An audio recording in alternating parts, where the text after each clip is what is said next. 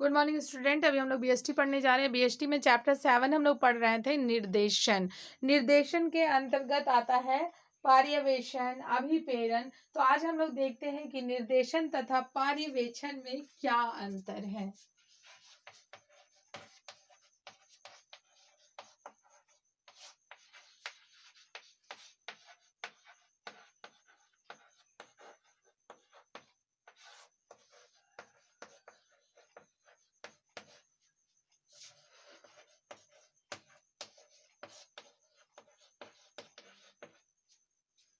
निर्देशन तथा पर्यवेक्षण में क्या अंतर है। निर्देशन और पर्यवेक्षण में निम्नलिखित अंतर पाए जाते हैं। निर्देशन और पर्यवेक्षण में निम्नलिखित अंतर पाए जाते हैं। इसे हम लोग इसी तरह से बनाएंगे जैसे हम लोग बनाते हैं। एक तालिका बनाइए, उसमें आप लिखिए अंतर का आधार, एक तरफ लिखिए निर्देशन और दूसरी तरफ लिखिए पर्यवेक्षण। ठीक है, अब चलिए इसका अंतर हम लोग शुरू करते हैं। सबसे पहले अंतर का जो आधार होता है वो होता है अर्थ। अब मैं आपको बता देती हूँ कि निर्देशन और पर्यवेक्षण का क्या अर्थ है। तो अंतर का आधार में आप लिखेंगे अर्थ और दूसरी तरफ निर्देशन में आप लिखेंगे निर्देशन से आश्रय कर्मचारियों का पद प्रदर्शन करने तथा निर्धारित लक्ष्यों की प्राप्ति करने से होता है। निर्देशन मतलब उस व्यक्तियों को, जिन कर्मचारियों का पद प्रदर्शन करना, मतलब उन्हें बताना कि उन्हें किन किन लक्ष्यों की प्राप्ति करना है और उन्हें इम्प्रेस करना कि इन लक्ष्यों की प्राप्ति आसानी से की जा सके। तो आप उसमें लिखेंगे निर्देशन से आश्रय कर्मचारियों का पद प्रदर्शन करने से है ताकि निर्धारित लक्ष्यों की प्राप्ति हो सके। पर्यवेक्षण का क्या आश्रय है, देखिए पर्यवेक्षण मतलब इंग्लिश में बोला जाएगा सुपरविजन, जो देखने वाले को कहा जाता है, काम को देखने वाले को। देखिए पर्यवेक्षण से आश्रय कर्मचारियों को कार्य सौंपने एवं देखने से है कि वे आदेशानुसार कार्य कर रहे हैं एवं उन पर नियंत्रण करने से है। ठीक है, निर्देशन या कर्मचारियों का पद प्रदर्शन करने से है और पर्यवेक्षण कर्मचारियों को कार्य सौंपने और देखने से है कि वो आदेशानुसार कार्य कर रहे हैं या नहीं कर रहे हैं। ठीक है, चलिए अब दूसरा हम लोग देख लेते हैं। इसमें अंतर का आधार जहां है वहां लिखिए क्षेत्र। निर्देशन का क्षेत्र व्यापक है, पर्यवेक्षण उसका एक अंग है। पर्यवेक्षण का क्षेत्र अपेक्षाकृत संकुचित है या केवल निर्देशन का एक अंग है। ठीक है, निर्देशन का क्षेत्र व्यापक है और पर्यवेक्षण उसी के अंदर का एक अंग है।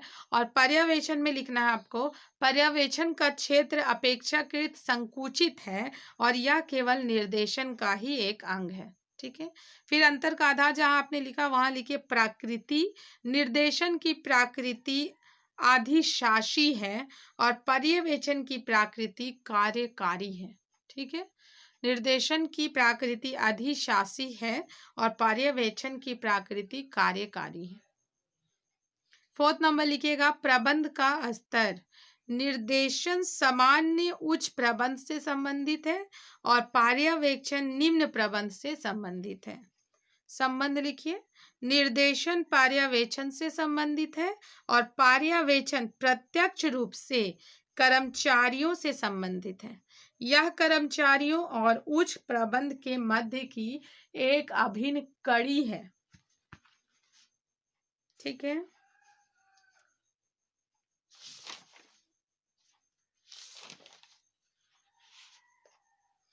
इस तरह से आपने देख लिया कि निर्देशन और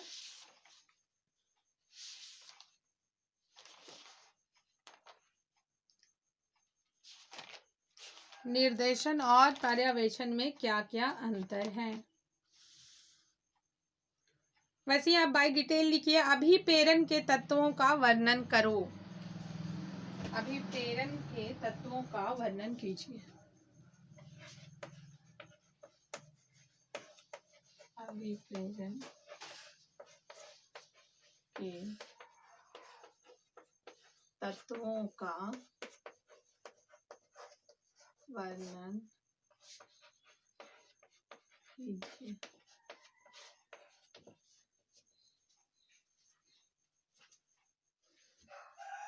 अभिप्रेरण के तत्व प्रमुख है। अभिप्रेरण के तत्व प्रमुख निम्नलिखित प्रमुख है।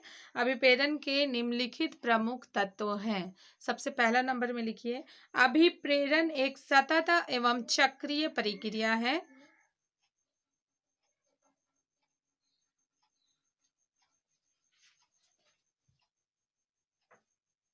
व्यक्तियों से कार्य कराने के लिए उन्हें निरंतर अभिप्रेरित करना पड़ता है। अभिप्रेरणा का चक्र तनाव से प्रारंभ होता है, जिससे व्यक्ति की अपूर्ण इच्छा का बोध होता है। ठीक है, सबसे पहला है अभिप्रेरण एक सतत एवं चक्रीय प्रक्रिया है। व्यक्तियों से कार्य कराने के लिए उन्हें निरंतर अभिप्रेरित करना पड़ता है। अभिप्रेरणा का चक्र तनाव से प्रारंभ होता है, जिससे व्यक्ति की अपूर्ण इच्छा का बोध होता है। ठीक है, सेकंड नंबर में लिखिए, अभिप्रेरण प्रत्येक व्यक्ति के अंदर से आती है। मौलिक मानवीय आवश्यकताएं, वायु, भोजन, आश्रम, माल, असबाब आदि मानवीय व्यवहार के लिए शक्तिशाली अभिप्रेरक का कार्य करती है। किसी बाह्य प्रभाव की अपेक्षा आंतरिक अभिप्रेरण का व्यवहार पर एक निर्णयात्मक प्रभाव पड़ता है। थर्ड नंबर लिखिए, संपूर्ण व्यक्ति अभिप्रेरित होना है, उनका एक भाग नहीं। व्यक्ति की बुनियादी आवश्यकताएं एक बड़ी सीमा तक यह निश्चित करती है कि वह एक दिए समय पर क्या प्रयास करेगा। देखिए, यहाँ पे समझाने का मतलब ये है कि संपूर्ण व्यक्ति अधिप्रेरित होता है, उसका एक भाग नहीं। अगर किसी कार्य को करने के लिए आपको किसी को उत्साहित करना है, तो उसकी बुनियादी सेवाएं भी सही होनी चाहिए। अगर वह मेंटली और फिजिकली सही नहीं है या उसमें उसे कोई प्रॉब्लम है, तो वो आप कितना भी उसे उत्साहित कर लें, उसका काम अच्छे ढंग से नहीं होगा। ठीक है, इसीलिए किसी भी व्यक्ति को कार्य कराने के लिए उनकी बुनियादी सेवाएं देखना बहुत ज़रूरी है कि वो सही है या नहीं, वो मेंटली सही है या फिजिकली सही है या नहीं है, ये देखना होगा। दूसरा, अगर हम चाहते हैं कि लोग जो कर्मचारी है वो हमारी कंपनी में बहुत अच्छे तरीके से कार्य करे और हमें कम समय में ज़्यादा उत्पादन प्राप्त हो सके, तो हमें उनकी फिजिकल और मेंटल नीड्स का, उनकी जो नीड्स है उनकी भी ज़रूरतों का ख्याल रखना होगा, बुनियादी ज़रूरतों का ख्याल रखना होगा। उनकी सैलरी अच्छी रखनी होगी, उन्हें बोनस देना होगा और उन्हें खुश रखना होगा, ताकि वो अपने कार्य को सही ढंग से कर सके। क्योंकि आप देखिएगा कि एक बीमार व्यक्ति के जगह पे एक खुशहाल व्यक्ति ज़्यादा अच्छी तरीके से अपना कार्य कर सकता है। ठीक है, एक व्यक्ति जिसको घर पे खाने के लिए नहीं मिल रहा और वो बहुत ज़्यादा टेंस है, वो जब कार्य करेगा तो काम में भी उसको उतना ज़्यादा दिल नहीं लगेगा, है ना। लेकिन एक व्यक्ति जो घर में पूरे अच्छे से रह रहा है, हंसी खुशी से रह रहा है, वो काम करने में ज़्यादा ध्यान दे सकेगा। तो यहाँ पे अभिप्रेरण में हमको क्या करना है, कर्मचारियों को सही ढंग से प्रेरित करना है अपने बिजनेस का कार्य को बढ़ाने के लिए या उद्देश्यों की पूर्ति के लिए, जिसके लिए हमें कर्मचारियों की बुनियादी ज़रूरतों को भी पूरी करनी होगी।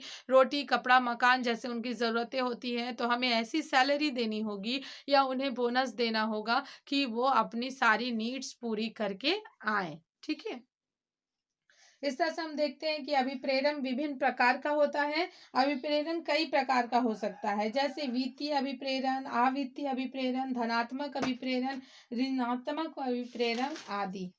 अभिप्रेरण कार्य करने की शक्ति है। अभिप्रेरण कार्य करने की शक्ति है क्योंकि एक व्यक्ति में अभिप्रेरण के माध्यम से ही कार्य करने की प्रबल इच्छा लागत होती है, जो अत्यंत उसे कार्य करने की शक्ति प्रदान करता है। ठीक है, मतलब अधिप्रेरण का जो मेन कार्य है वो है एक व्यक्ति को किसी कार्य को करने के लिए मोटिवेट करना। जब हम किसी कार्य को करने के लिए उसे मोटिवेट कर देते हैं, तब वो उस कार्य को सही ढंग से या अच्छे ढंग से करता है, जिससे निश्चित समय में हमारा कार्य पूरा हो जाता है। तो इसीलिए अधिप्रेरण के माध्यम से हम सबसे पहले कर्मचारियों की परेशानियों को समझते हैं, कर्मचारियों की परेशानियों को दूर करते हैं, उसके बाद उन्हें मोटिवेट करते हैं ताकि वो खुशहाल मन से हमारे कार्य को कर सके। और जब कोई भी व्यक्ति, कोई भी कर्मचारी खुशहाल मन से हमारी बिजनेस को पूरा करता है, तो वो उसमें आगे जाता है और सही समय में, निश्चित समय में, तय समय में हमारी जो लक्ष्य है उसको पूरा कर दिया जाता है। इसके आगे भी हम लोग को और पढ़ना है, जैसे अधिपेरण के महत्व को पढ़ना है। इसको हम लोग नेक्स्ट क्लास में पढ़ेंगे। Thank you.